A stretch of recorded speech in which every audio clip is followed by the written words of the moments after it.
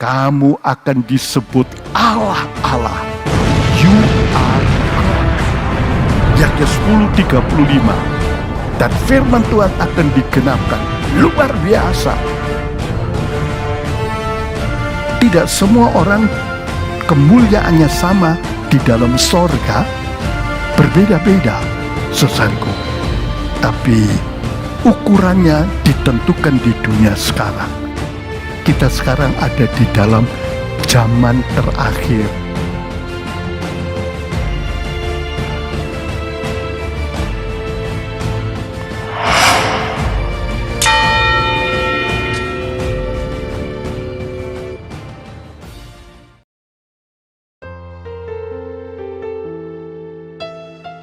Ini kemah suci dilihat dari timur. Beginilah. Jadi pagarnya itu, saudaraku, ada tiang-tiang pagar halaman. Saudaraku, pagarnya itu ada tabir dari kain linen putih. Kemudian ini kemahnya ada halamannya. Di halaman ini ada mezbah korban bakaran dan kolam. Saudaraku, ini adalah kemahnya. Jadi kemah suci itu ini, dan sekelilingnya itu pagarnya, sehingga orang tidak bisa sembarangan masuk. Pintunya hanya satu di sebelah timur, namanya pintu gerbang. Di dalam kemah suci itu kita melihat dalam skema ini, itu dibagi dua. Yang depan namanya ruangan suci, yang di sebelah barat namanya ruangan maha suci.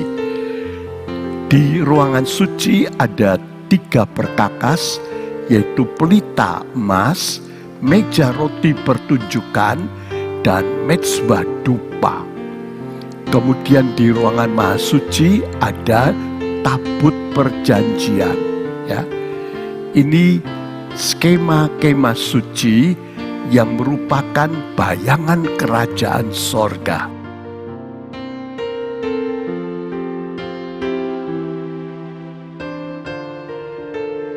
Kita akan lihat orang-orang yang boleh masuk di dalam kemah suci.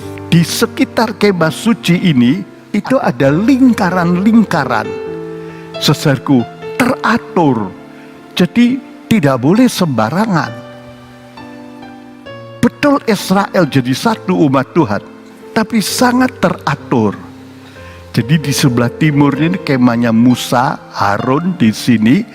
Lingkaran pertama adalah lingkaran orang Lewi, Kehat, Gerson, Merari. Jadi ini mereka ada di sekitarnya, di sekeliling ini yang pertama. Lalu kemudian ada lingkaran-lingkaran berikutnya, 12 suku. Semua sudah teratur. Luar biasa. Saudaraku, kalau kita sekarang ada provinsi, kabupaten, saudaraku kota madya, atau karesidenan, saudaraku dari provinsi, karesidenan, lalu kabupaten, lalu kecamatan, lalu desa. Saudaraku, desa dibagi pedukuhan dan sebagainya. Saudaraku, ini juga sangat teratur. Gereja itu sangat teratur kalau mau dicocokkan dengan firman. Bukan kentang ulek, mashed potato, jadi tidak ada batas-batas. Ada yang salah mengartikan tembok-tembok gereja diruntuhkan. Tetap ada batas-batas kewajiban dan tanggung jawab. Ini sudah saya ceritakan beberapa minggu yang lalu. Bukan mashed potato, teratur seperti tubuh kita ini. Semua itu terdiri dari macam-macam jaringan, macam-macam organ, dan semua teratur. Luar biasa. Ya, saya tidak cerita terlalu jauh, tapi ini sebagai tanda, sebab ini mudah dimengerti.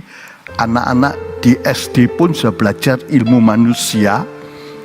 Lebih-lebih kemah suci ini lingkaran-lingkaran Di luarnya itu 12 suku bangsa Israel, dan tentu penghulu-penghulunya lebih dulu, dan kemudian yang lainnya, saudaraku, masing-masing orang di rumah bapak-bapaknya.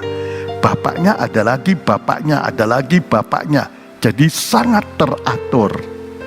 Saudaraku, tidak boleh ada orang asing, istilah wasiat lama, orang kafir atau asing itu umat Tuhan dan bukan umat. Kalau kita dalam wasiat baru, saudaraku, tidak pakai istilah orang kafir atau apa, itu istilah wasiat lama. Orang beriman dan orang berdosa yang belum ditebus oleh Tuhan, ya. Tidak boleh ada orang asing masuk di sini kecuali kalau dapat izin. Saudaraku, mertuanya Musa itu orang Midian. Waktu dia lari ke sana, dia masuk. Dia mengakui Tuhan. Dia sangat senang, saudaraku. Dia masuk, tapi tetap orang asing tidak boleh masuk dalam kemah suci. Yang boleh masuk hanya orang Israel. Jadi dalam kemah suci ini hanya orang Israel yang boleh masuk.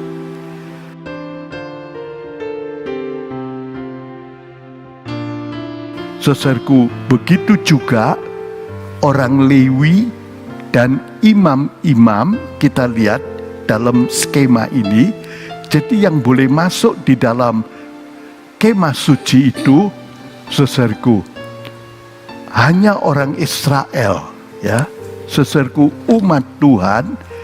Dan kemudian orang Lewi juga boleh ada di halaman. Yang boleh masuk ruangan suci hanya imam-imam yang sudah dilantik. Ini adalah anak-anak Harun, semua ini orang Lewi. Dan yang boleh masuk ruangan Maha Kudus cuma imam besar setahun sekali. Saudaraku, jadi tidak boleh sembarang orang masuk di sini, ya. Saudaraku, kita lihat ini secara jasmani, secara rohani, ini punya arti yang indah.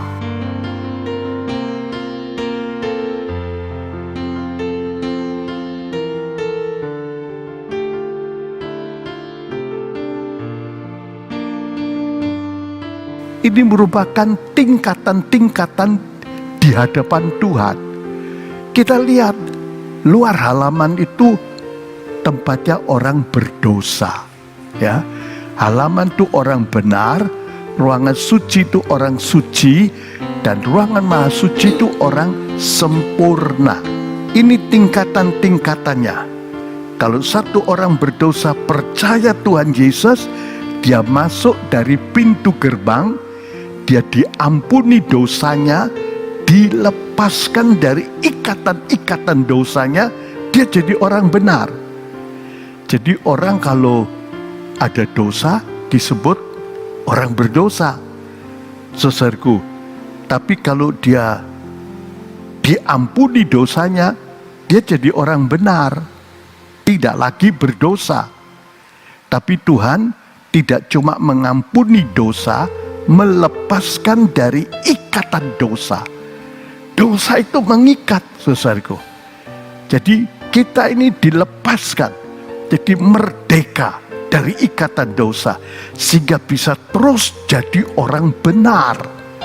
Bukan hanya seketika, bukan hanya hari Minggu minta ampun dosanya, lalu Senin berdosa lagi. Sebab kalau tidak dilepaskan, kembali berdosa. Dosa itu mengikat, saudaraku. Orang merokok, mungkin satu hari dia bebas, besoknya kembali merokok. Saudara lihat, iri, benci, jina, duniawi, untuk sesaat bisa puasa, tapi sesudah itu balik lagi. Tuhan tidak cuma mengampuni, tapi memerdekakan, sehingga kita mati lepas dari dosa. Ini alamat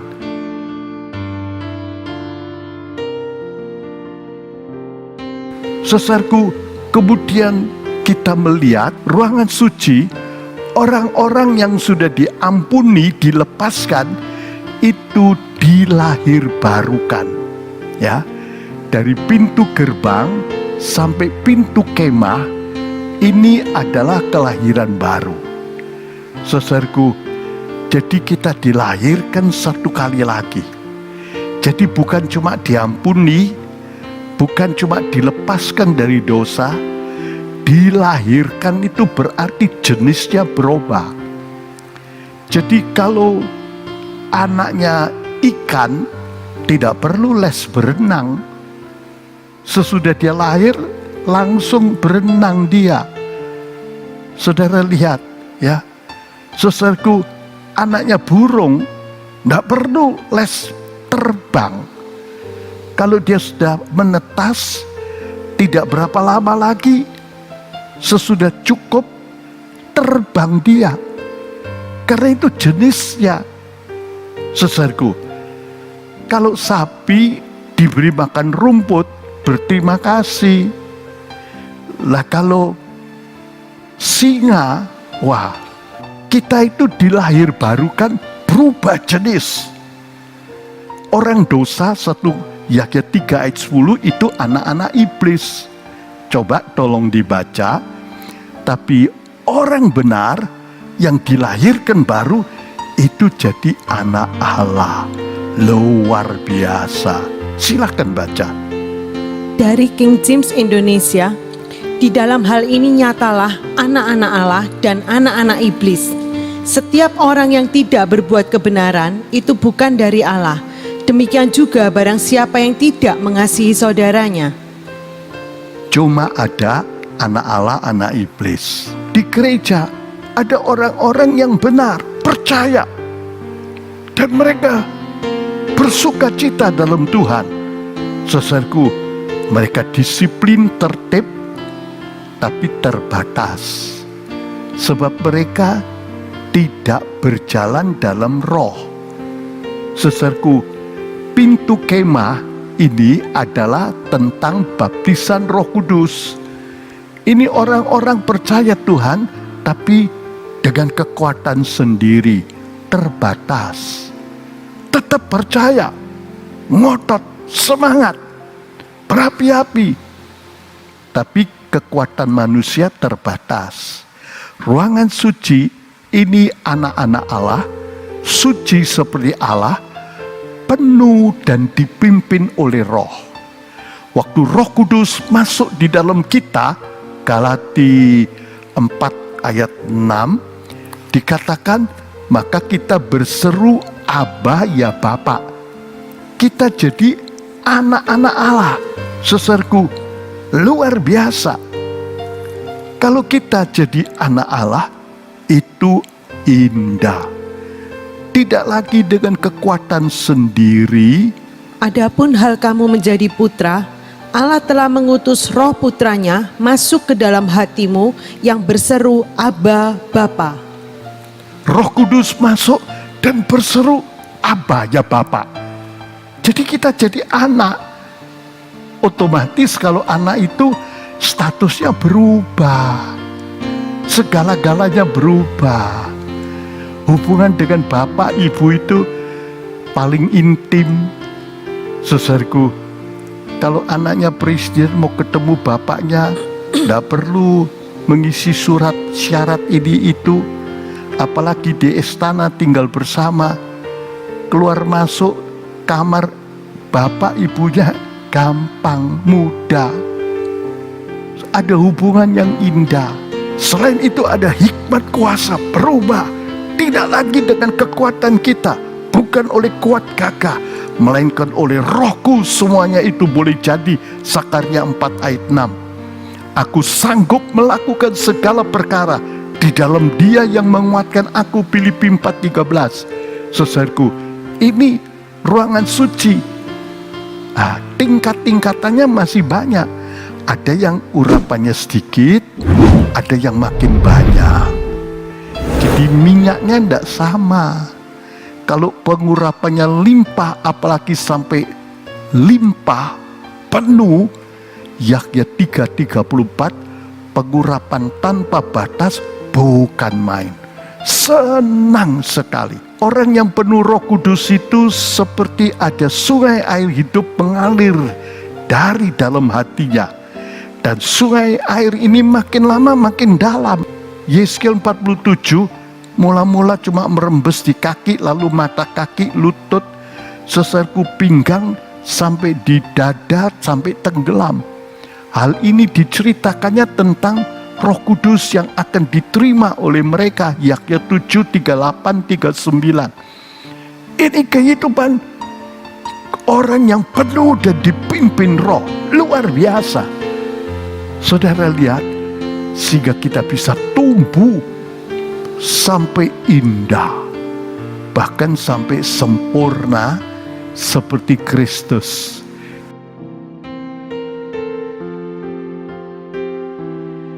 Ini tingkatan orang sempurna. Tidak semua orang kemuliaannya sama di dalam sorga, berbeda-beda, saudaraku. Tapi ukurannya ditentukan di dunia sekarang.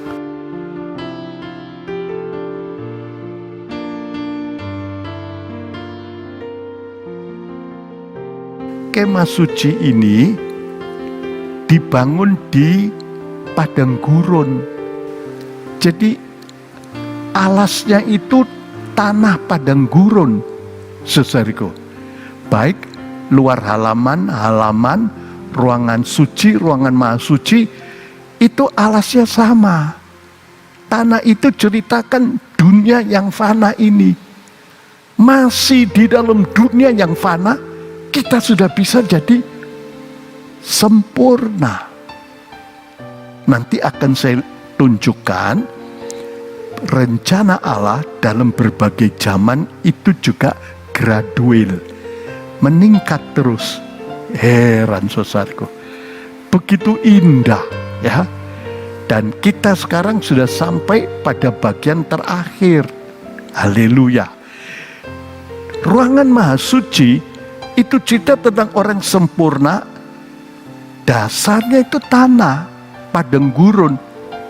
Kesempurnaan itu masih di dunia, sudah jadi sempurna.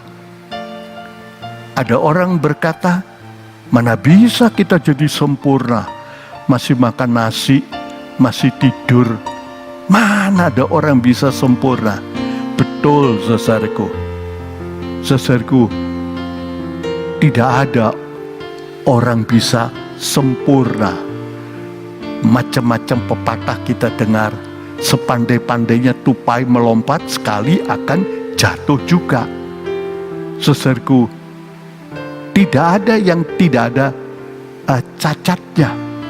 Saudaraku, apalagi mulut ini, waduh, kadang-kadang rutin berdosa, bicaranya ngawur. Tentu kalau kita pakai kekuatan sendiri sulit saudaraku ya. Tapi kalau kita dipimpin Roh, luar biasa. Itu ada pekerjaan Roh Kudus, kita bisa ditahan. Kalau kita mau, bisa lepas.